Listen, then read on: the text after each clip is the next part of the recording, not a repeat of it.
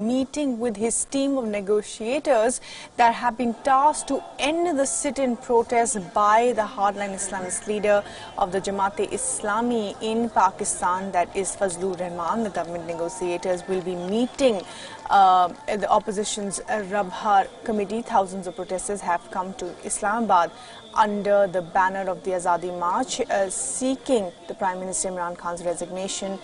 And the Jamaat-e-Ulema Chief Maulana Fazlur Rahman has given the Prime Minister, remember, 2 days to step down, which was later extended. This is a protest that has been organized, as we said, by Fazlur Rahman, who is a strong and fierce critic of Imran Khan, the Prime Minister of Pakistan, and also a hardline Islamist. He has vowed to ensure that the Pakistani Prime Minister Imran Khan is forced to step down. He's also got massive support and backing from other key opposition parties like the Pakistan People's Party, led by Bilawal Bhutto, and the Pakistan Muslim League Nawaz, led by Nawaz Sharif, the former Prime Minister of Pakistan's brother Shehbaz Sharif, who have both lent their support to Fazlur Rahman. Of course, currently the Prime Minister meeting with his negotiators.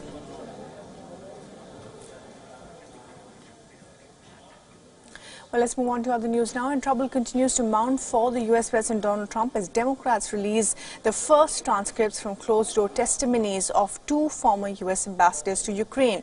The House Intelligence Committee released the transcripts of the hearing held with the U.S. ambassador to Ukraine, Mary Yovanovitch, and Michael McKinley, a former top aide of the U.S. Foreign Minister, or the U.S. Secretary of State, rather, Mike Pompeo.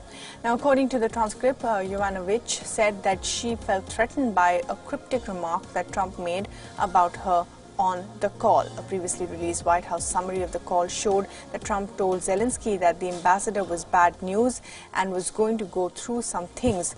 Yovanovitch, in her testimony, also stressed that she was shocked that Trump would repeatedly talk about her on the call. She also said that she was asked to tweet in support of the president as a result to shore up his position. Yovanovitch also testified that Trump had ousted her from her position based on unfounded and false claims. This after she had come under attack by Trump's personal lawyer, Rudy Giuliani. A former senior advisor to Mike Pompeo, McKinley, in his testimony said that he had recommended a statement of support for Yovanovitch after Trump's call became public. McKinley resigned from his post days before the legislative testimony last month. In his testimony, McKinley told the inquiry that he resigned because of concerns about the use of U.S. embassies to dig up dirt for domestic political purposes and the failure to defend U.S. diplomats. Trump was quick enough to criticize the former U.S. ambassador after the release of the transcripts. Trump denied Yovanovitch was the target of the smear campaign by his allies. He also said that the former ambassador was not well liked by Ukrainian President Volodymyr Zelensky either. I really don't know her, but if you look at the transcripts, the president of Ukraine was not a fan of hers either. I mean, he did not exactly say glowing things. I'm sure she's a very fine woman. I just don't know much about her. Trump once again reiterated that the identity of the whistleblower should be revealed. The identity of the complainant is protected by the Whistleblower Protection Act in the U.S.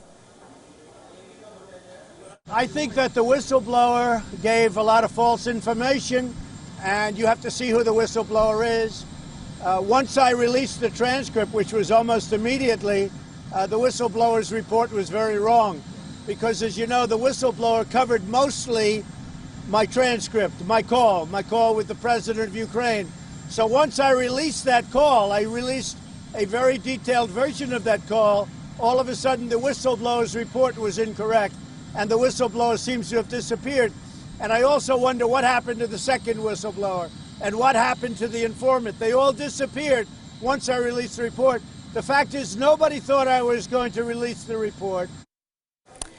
And 4 U.S. officials who were called to testify to the legislature failed to show up. Trump is accused of trying to pressurize Ukraine to investigate unsubstantiated corruption claims against his rival in the elections, Joe Biden, and his son Hunter Biden, who worked with a Ukrainian gas company. That call triggered the current impeachment investigation that could seek to remove Trump from office for alleged abuse of power.